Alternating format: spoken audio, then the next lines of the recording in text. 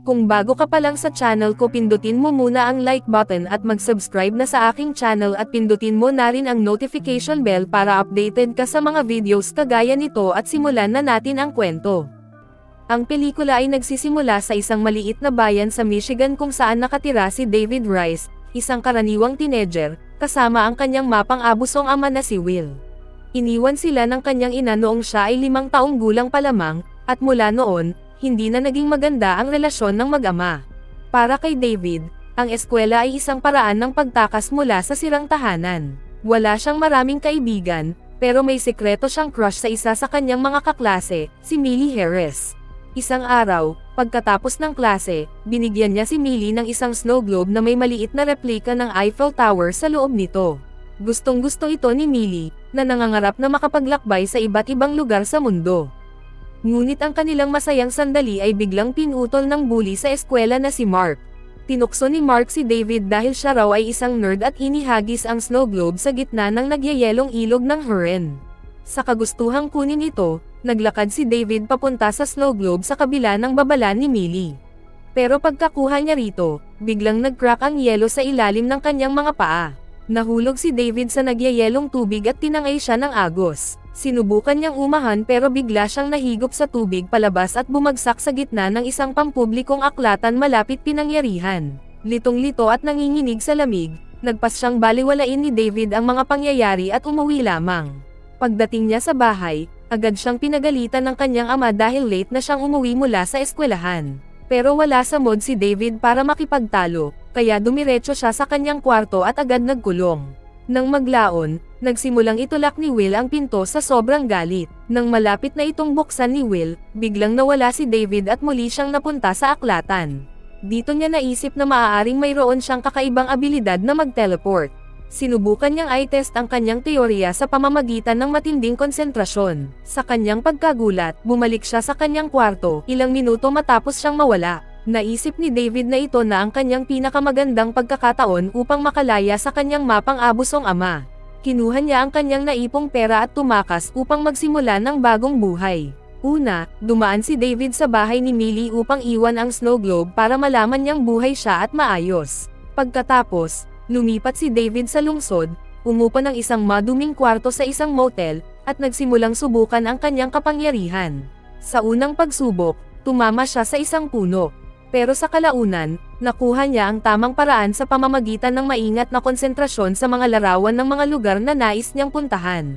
Ang unang destinasyon niya ay ang Empire State Building, kung saan mayroon siyang magagandang alaala kasama ang kanyang ina, si Mary.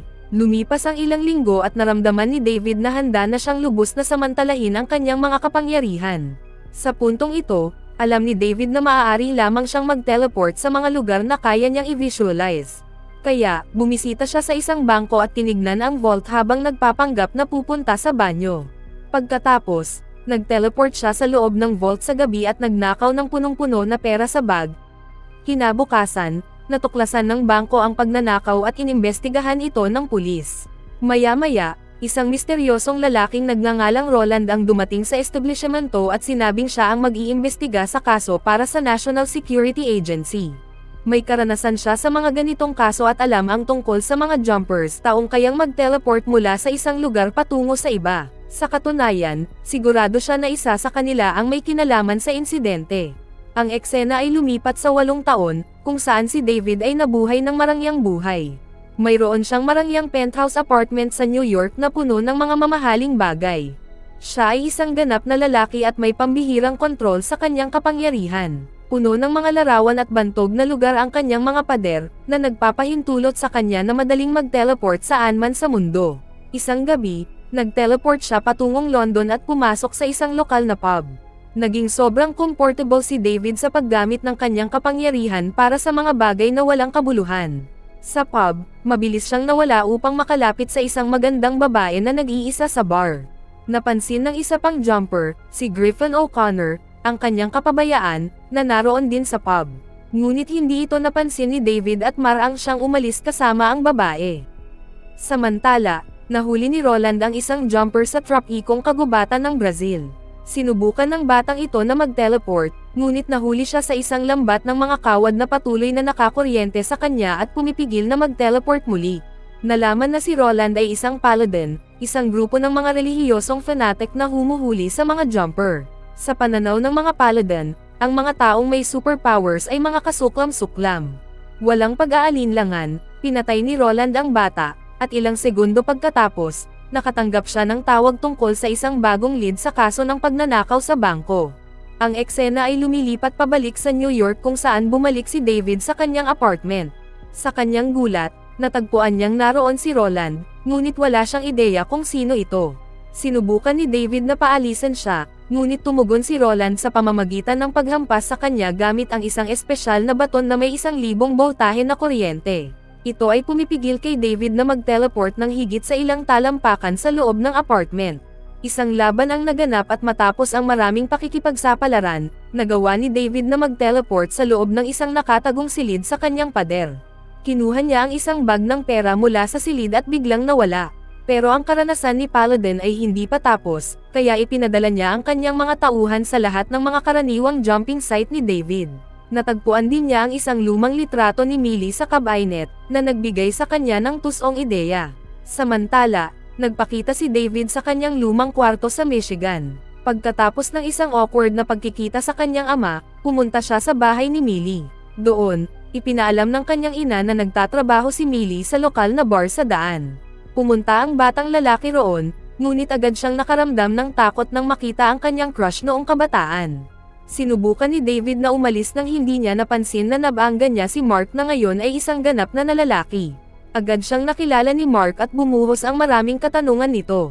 Narinig ito ni Millie at sumali siya sa dalawang lalaki. Inamin niyang nakita niya si David nang dumating siya at naghihintay siya na magsalita ito. Nagdulot ito ng selos kay Mark at sinubukan niyang magpakita ng interes kay Millie, pero nauna si David at sinuntok siya. Nagkaroon ng isang malaking laban na nagtapos sa kanilang pag-teleport habang walang nakatingin. Nang maglaon, bigla silang nakarating sa vault ng bangko na tinangay ni David ilang taon na ang nakalipas. Nang matapos ang laban, tinakat ni David si Mark bago siya tumalon palayo, iniwan si Mark sa vault bilang parusa. Pagkatapos, bumalik si David sa bar at sa wakas ay nagkaroon ng pag-uusap kay Millie. Ipinahayag niya na iniwan na niya ang kanyang mga pangarap na maglakbay. Dahil kailangan niyang harapin ang realidad ng pagkakaroon ng trabaho. Sa kabilang banda, nagsinungaling si David na siya ay isang banker, na nagsasabi na kumikita siya ng malaki. Inaanyayahan niya si Millie na sumama sa kanya sa Roma, na masaya niyang tinanggap. Hindi nila alam, si Griffin ay sumusunod sa mga yapot ni David at narinig ang kanilang plano. Samantala, nahuli si Mark ng pulisya sa suspect na pagnanakaw. Hindi nagtagal, dumating si Roland sa police station, na nagkunwaring ahente ng CIA. Ininterrogate niya si Mark, at nangako na naniniwala siya sa kakaibang kwento nito. Ipinaliwanag ni Mark ang lahat tungkol kay David at sa babaeng gusto niya, si Millie. Nang marinig ito, napagtanto ni Roland na siya ang parehong babae na nakita niya sa litrato sa cabinet ni David. Kaya, inutusan niya ang kanyang mga tauhan na imbestigahan ang kinaroroonan ni Millie. Hindi nagtagal, nalaman niyang kakalipad lamang nito patungong Roma at pinadala ang kanyang mga tauhan para habulin siya. 10 oras maya-maya, dumating si David at Millie sa Roma at nag-check-in sa isang napakaluhong hotel. Pagkatapos, naglakbay sila sa labas at tinamasa ang kagandahan ng lungsod. Sa sumunod na eksena, naglalakad ang dalawa sa paligid ng Colosseum, at sinubukan ni David na pumasok sa mas mababang antas. Dito niya hindi inaasahang natagpuan si Griffin. Nagulat si David at sinubukan sanang umalis, ngunit biglang nag-teleport si Griffin sa harapan niya. Ipinahayag niya na may mga jumpers katulad nila sa buong mundo. Kasunod nito, pinagsabihan ni Griffin si David sa kanyang kapabayaan sa pagte-teleport. Sinabi niyang nakuha ng baguhan ang atensyon ng maling tao. Samantala, isang grupo ng mga paladin ang pumasok sa Colosseum at sinimulang habulin ang mga lalaki. Agad na nataman si David ng isang baton at naiwan siyang di makagalaw. Ngunit mukhang may higit na karanasan si Griffin sa mga trick ng kaaway. Agad siyang nag-teleport at mabilis na pinabagsak ang mga ito isa-isa. Nang hamupa ang panganib, tinulungan niya si David. Ipinaliwanag ni Griffin ang tungkol sa organisasyon ng paladin na humuhuli sa mga jumpers katulad nila, bago siya muling nawala. Biglang may isang empleyado mula sa Colosseum na dumating at napansin ang ilang mga walang malay na katawan. Sumigaw siya ng tulong, na nagudyok kay David na mabilis na tumalon sa jumpscare na iniwan ng teleportation ni Griffin. Agad siyang lumitaw sa isang lihim na tagwan sa disyerto ng Egypt. Nang makita siya, nagalit si Griffin at pinaalalahanan siya na iniwan niya si Millie mag-isa. Tinanggap ni David ang kanyang pagkakamali at nagmadaling bumalik sa Colosseum. Ngunit sa kasamaang palad, naghihintay na ang pulis sa labas at inaresto silang dalawa. 8 oras maya-maya, patuloy na sinisikap ng mga awtoridad ng Italia na i-interrogate si David. Hindi sila makagawa ng formal na pag-aresto hanggang sa dumating ang magistrate mula sa embahada ng US. Sa kanyang gulat, nang dumating ang magistrate, lumalabas na ito ang kanyang ina, si Mary. Bago pa man siya makaintindi ng nangyayari, pinalaya siya nito mula sa kanyang mga poses at sinabi sa kanya na tumakas. Nagbabala siya na may mga paladin na paparating. Nagdadalawang isip si David na subukan siyang sundan, ngunit may pulis na hamarang sa kanya. Kaya, nag-teleport siya sa waiting room at sinabi kay Millie na siya ay pinakawalan lamang pagkatapos ng masusing investigasyon. Hindi siya makapaniwala na ganun kadali iyon, ngunit hiniling ni David na magtiwala siya sa kanya at dinala siya sa paliparan. Pagdating doon, humingi si Millie ng paliwanag, naguguluhan kung bakit sila tumatakbo kung maayos naman ang lahat. Ngunit hindi siya binigyan ni David ng mga sagot at sinabi lamang na hindi na sila pwedeng magsama. Nakaramdam siya ng pagtataksil, kaya umalis siya sa eroplano patungong Michigan ng mag-isa. Sandaling pagkatapos, nagpakita si David sa tagwan ni Griffin at nalaman na hinahabol niya ang mga paladin para patayin sila. Ipinahayag ni Griffin na ginagawa niya ito dahil ang mga masamang tao ay nagtatangkang hulihin ang kanilang uri. Sobrang sama nila na kung hindi nila mahuli ang isang jumper, aatakehin nila ang kanilang mga mahal sa buhay. Nang marinig ito, nag-alala si David para sa kanyang amang walang kwenta na nag-iisa sa bahay. Ngunit alam niyang ligtas si Millie sa ngayon dahil siya ay nasa mahabang flight. Sa sumunod na eksena, nag-teleport si David sa kanyang lumang bahay, ngunit natagpuan niyang patay ang kanyang ama sa sahig. Lumalabas na bumisita na si Roland dito. Labis na nadurog si David at sa wakas ay napagtanto na ang kanyang walang ingat na mga kilos ay nagdulot sa kanya ng malaking kapalit. Ngunit wala na siyang oras para magdalamhati dahil kailangan niyang habulin si Roland bago dumating si Millie sa US. Isang nagngangalit na David ang nag-teleport pabalik sa tagwan ni Griffin at sinubukang kunin ang kanyang diary na naglalaman ng detalyadong pananaliksik sa mga paladin, kasama na ang pumatay sa kanyang ama. Ngunit hindi siya pinayagan ni Griffin, na ipinaliwanag na napakamapanganib ni Roland at hindi ito dapat baliwalain. Walang ibang opsyon, nagmungkahi si David na dapat silang magsanib puwersa upang talunin si Roland. Sa una, tumanggi si Griffin, sinabing mas gusto niyang magtrabaho mag-isa. Ngunit nang patuloy namang himasok ang baguhan, sa wakas ay pumayag siya. Matapos ito, nag-teleport silang dalawa sa paliparan ng Michigan, ngunit huli na, nakalapag na si Millie at umalis na. Dahil dito, natarante si David at agad na nag-teleport sa bar kung saan dati siyang nagtatrabaho. Nagtanong siya tungkol kay Millie at sinabi ng isang waitress na may isang misteryosong lalaki na naghanap din sa kanya. Napagtanto ni David na iyon ay si Roland at agad na nag-teleport sa apartment ni Millie. Sa kabutihang palad, natagpuan niya itong ligtas at sinubukang ipaliwanag kung paano siya biglang lumitaw sa kanyang apartment. Ngunit galit pa rin siya mula sa insidente sa room at ayaw siyang makita. Sa sandaling ito, dumating sina Roland at ang kanyang mga tauhan, kaya mabilis na kinuha ni David si Millie at dinala siya sa tagwan ni Griffin. Ito ay nagpasiklab sa galit ng batikang jumper dahil alam niyang mayroong makina ang mga paladin na nagpapahintulot sa kanila na magbukas ng wormhole scar na naiwan ng mga jumpers. Sa kasamaang palad, dala ni Roland at ng kanyang mga tao ang makina at ginagawa ang eksaktong kinatatakutan ni Griffin. Habang naghihintay ang mga ito na bumukas ang wormhole, nagtago ang mga lalaki sa isang lihim na kuweba. Dito, aksidenteng natuklasan ni David na kasama sa pananaliksik ni Griffin ang kanyang sariling ina dahil isa ring paladin si Mary. Nang siya'y humarap upang harapin ang kapwa jumper, biglang lumitaw si Roland at agad na nahuli si David gamit ang kanyang electrical wires. Nagpatuloy siyang papatayin ang batang lalaki ngunit nagawa ni Griffin na putulin ang mga kawad gamit ang flamethrower. Pagkatapos, sinala niya si Roland at itinulak pabalik sa wormhole na pinagmulan nito. Nagpatuloy ang laban sa apartment ni Millie sa Michigan.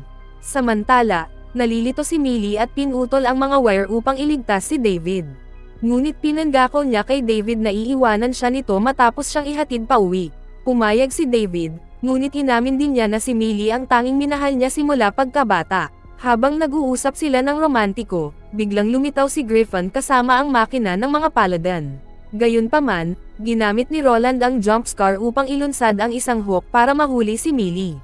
Dinala siya pabalik sa apartment bago pa man magsara ang scar. Pagkatapos ng insidenteng ito, nagsimulang maghanda si Griffin ng isang remote-controlled na bomba na dadalhin sa apartment. Plano niyang patayin ang lahat ng Paladin ng isahan, hindi alintana kung mamamatay din si Millie sa proseso. Ayaw niyang mawala ang kanyang minamahal, biglang nag-teleport si David kasama ang bomba at iniwan ito sa Coliseum. Agad siyang sinundan ni Griffin, at nagsimula silang maglaban para sa detonator. Nag-teleport sila sa iba't ibang panig ng mundo at sa wakas ay nakarating sa isang larangan ng digmaan sa Chechnya. Hindi pinapansin ang digmaan sa paligid, nakuha ni Griffin ang detonator. Ngunit sa sandaling iyon, tumalon si David sa kanya at itinulak siya patungo sa pylon na puno ng kuryente. Ito ay nagpigil sa veteranong jumper ng ilang sandali. Matapos ang kanyang tagumpay, nag-teleport si David pabalik sa apartment ni Millie at natagpuan siyang nakatali sa pader. Mabilis siyang pumasok para iligtas siya, ngunit inatake siya ni Roland gamit ang electric baton. Ipinagdugtong ng Paladin si David sa ibabaw ni Millie, gamit ang hiwalay na mga cable ng kuryente para sa kanyang mga braso at binti. Iniisip ni Roland na sapat na ang kuryente mula sa mga cable para pigilan si David na makaalis. Sa kritikal na sandaling ito, humingi ng tawad si Millie sa kanyang maling paghusga at inamin ang kanyang pagmamahal kay David. Ito ang nagbigay sa kanya ng suporta na kailangan niya upang dalhin ang kanyang mga kapangyarihan sa susunod na antas. Bigla, nawala ang buong silid mula sa gusali at na-teleport sa gitna ng Huron River. Nahilo si David sa ilalim ng tubig, kaya lumangoy si Millie upang iligtas siya. Hinalikan siya ni Millie, sapat na ito para ma-teleport sila pabalik sa lumang aklatan. Nakaswing si Roland sa jump scare at bigla rin siyang lumitaw sa aklatan. Ngunit ilang segundo lamang, sumugod si David sa kanya at pareho silang nawala sa lugar. Nang lumipat ang eksena, nasa isang kuweba ang dalawang kaaway sa gitna ng Grand Canyon. Itinuro ni David na siya ay isang mabuting tao dahil maaari naman niyang iwan si Roland sa mga piteng sa karagatan. Pagkatapos, siya ay nawala, iniiwan ang Paladin sa malalayong kuweba. Maraming araw ang lumipas, sinundan ni David ang ilang mga palatandaan tungkol sa kanyang ina at sa wakas ay nagkita sila sa isang nayon na may snow. Humiling siya ng mga sagot tungkol sa nangyayari, kung saan inamin ni Mary na iniwan siya dahil alam niya ang tungkol sa kanyang mga kapangyarihan. Ipinaliwanag din niya na mahal niya si David, ngunit ang tanging maiaalok niya ay isang head start. Pagkarinig nito, napagtanto ni David na ang kanyang ina ay kasama ng kaaway kaya siya ay umalis mula roon. Nakita niya si Millie, at nag-teleport silang dalawa sa isang mas mainit na lugar.